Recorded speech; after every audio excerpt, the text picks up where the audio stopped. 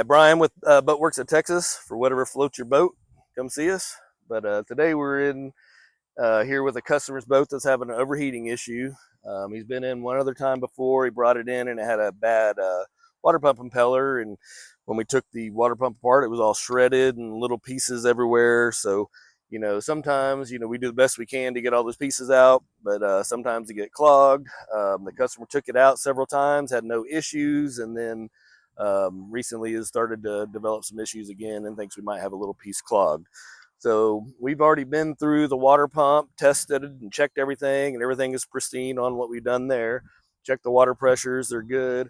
We've pulled all the thermostats out. We've checked them, made sure that they're open at the proper temperatures fully. We've flushed everything out, let the motor run, flush everything through the heads. So everything is flowing properly, pressures are right. We've checked the poppet valve, which you can't see right now because we've had the cowling back on.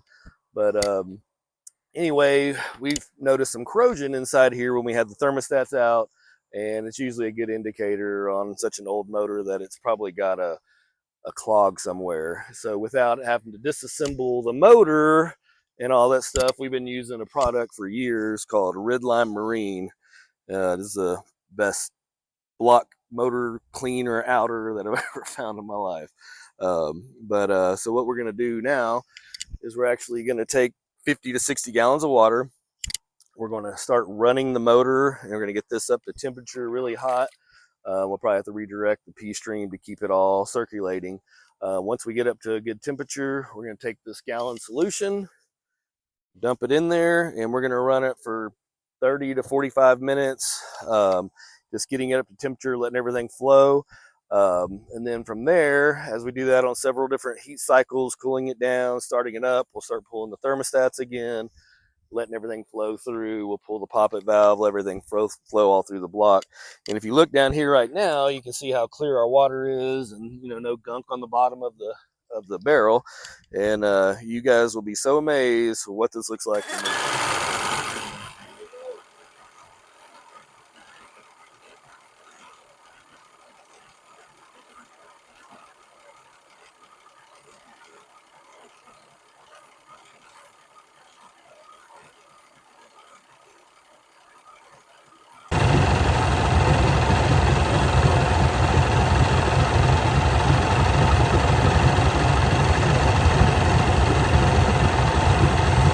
Alright, well, we're back here and we're checking the temperature of our motor, make sure everything's up to speed.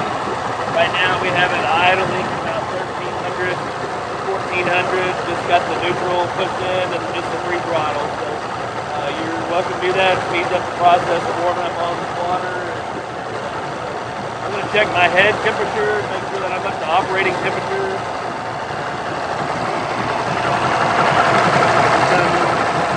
Looking great. Same thing over here. We're running a little bit warmer, but that's pretty within range. Our thermostats are right at around 156. They're open and flowing. We use a little moldable funnel to block the water stream for the dipping water. You can see that. I'm going to check the water from here coming out. Good temperature. You want your water over 105, and then you can start adding our solution. So now, we're going to start adding our solution in and let it run for a while. It's all biodegradable, safe stuff.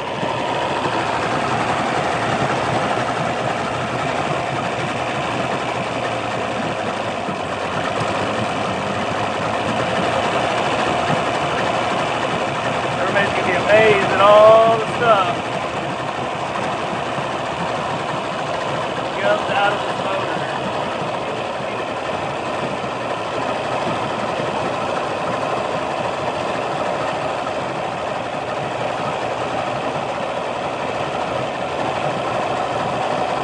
Now we're going to run it for about 30, 45 minutes.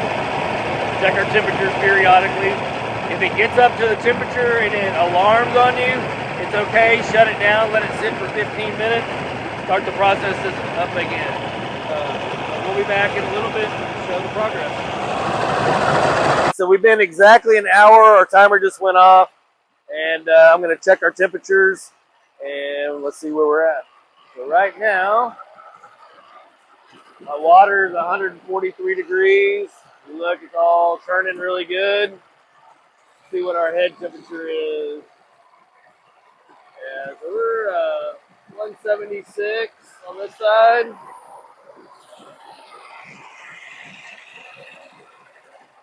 We're at 197 on this side. So we're going to go ahead and start shutting it down. And we're almost at alarm stage. 197 is going to be a little bit off on a reading. It's probably more at the 180, honestly. This thing's a little off. But anyway, we're going to go ahead and shut it down and let it go. Take it back to neutral. Go ahead and shut her off. Awesome. So our first round is down. So now we're going to set a timer for 15 minutes and just let it soak. Hey Siri, set a timer for 15 minutes.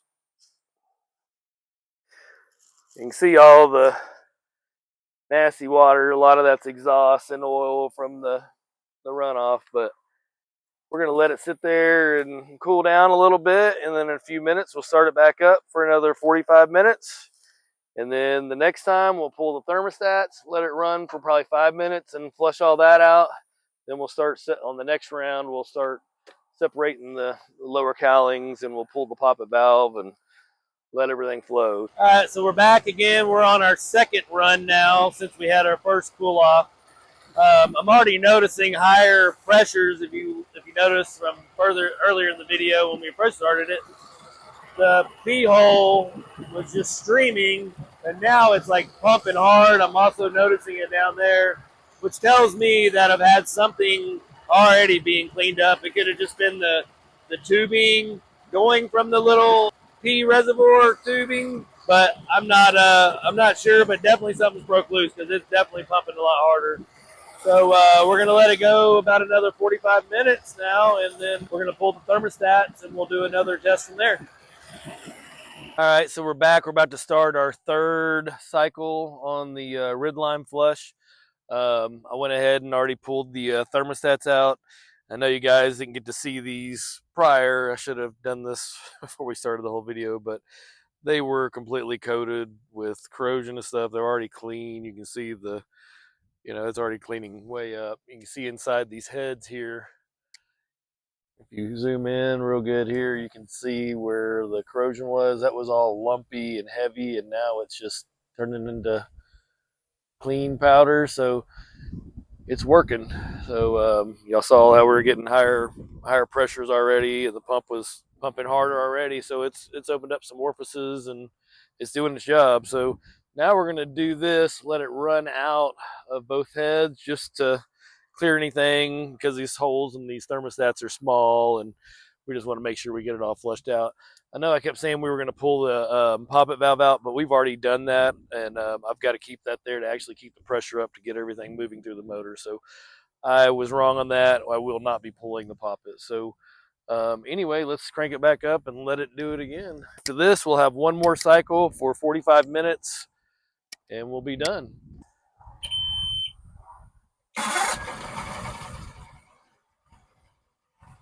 Get it up to RPM. Between 12, 1500. So let me get it adjusted.